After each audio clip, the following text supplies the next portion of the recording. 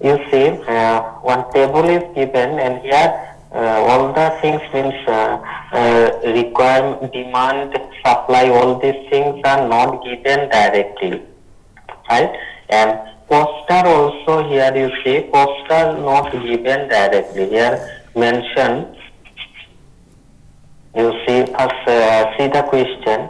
A product is produced by four factories A, B, C, D. The unit production cost in them are rupees 2, 3 and rupees 1, rupees 5 respectively. Right? Their production capacities are factory A 50 units, factory B 70 units, then C 30 units and D 50 units. The factories supplies the product to four stores and demand of which are 25, 35, 105 and 20 units respectively. Unit transportation cost in rupees from each factory to each store is given in the table below. So here you see, here tables are given, factories and stores. Factories are ABCD, stores are 1, 2, 3, 4, right? And cost, this one is cost for A is 2, 4, 6, 11, then 10, 8, 7, 5, then 13, 3, 9, 12, then 4, 6, 8, 5. Then determine the event of deliveries from each of the factories to each of the stores so that production and transportation cost is minimum.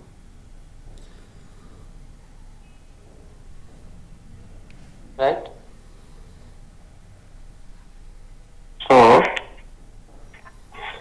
first what we do here, first here you see in the factories unit cost in them are rupees 2, rupees 3, rupees 1 and rupees 5, right? So rupees 2 for factories A and rupees 3 for factories B and C and rupees 5 for factories D, right? And next, what is given? Here given, next one is their production capacity. So production capacities are 50, 70, 30 and 50, right? And factory supply production forced demand of which are 25 this. So you see, just you make the table, you see the solution, we make the table, stores 1, 2, 3, 4, then demands are what, 25, 35, 105 and then 20. And production capacity also we write 50, 70, 30, 50. This is given. And next, here given for factories A, this production cost in them are means what? 2 for factory A. So you for per cost you add 2 means what? 2 plus 2, then 4 plus 2, then 6 plus 2, then 11 plus 2. Similarly for factory 3, this one you add 3. Next, for similarly for C you add 1 and similarly for D you add 5, right? Then after this we get the second table, you see, we get the second table, right? Next, what we do for solving this problem, for transportation problem, this is the balanced transportation problem or unbalanced transportation problem. Because if you use any one method, suppose we use here solving the transportation problem by Vogel's approximation method. So here we apply what? First we check whether the transportation problem is balanced or unbalanced. So this is the balanced or unbalanced. Shudip.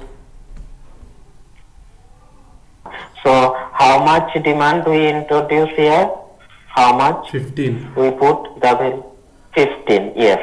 So if we put 15, then this is the balanced transportation problem. Yes, sir. Then we add what? We add one extra, means infectious means imaginary column, right? And all the cost will be 0, 0, 0, right?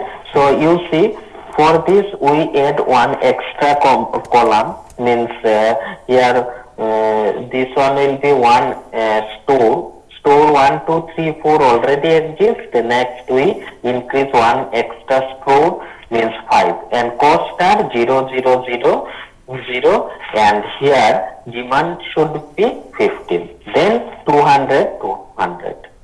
So then this is the balanced transportation problem, means summation AI equal to summation Bj. Next what we do?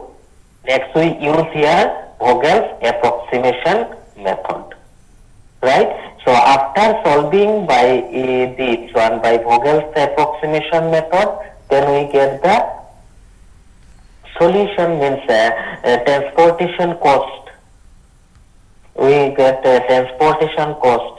Next what we do? Next we do optimality test. Whether this transportation cost is suppose we get suppose 150, or can we get by optimality test less than 150 by using Modi method. So after this is the complete solution, right? Because here you see in this table demand and what production capacity, these are not written in the table directly. In language given this one demand and data, and also in cost given for store A, store B, store C, and store D. This we check whether this is balanced or unbalanced. Here unbalanced, here 15 deficiency, then we add one extra column and 15, and cost should be 0, 0, 0, means by the rule. And next we use here Vogel's approximation method. The rule for Vogel's approximation method. Vogel's approximation method. First what we do? Anyone? First penalty olago. Yes. So first you find out all the penalties for each row and each column, right? So penalties you know how to find out. Lowest cost and second lowest cost difference gives us the penalties, right? Yes, sir. Okay. So next similar procedure, you see maximum penalty is which one, in which row or which column, maximum penalty. So maximum penalty, then you enter corresponding row or column and search the lowest cost, right? So when you is what then lowest cost and give here means what you give here allocation, right?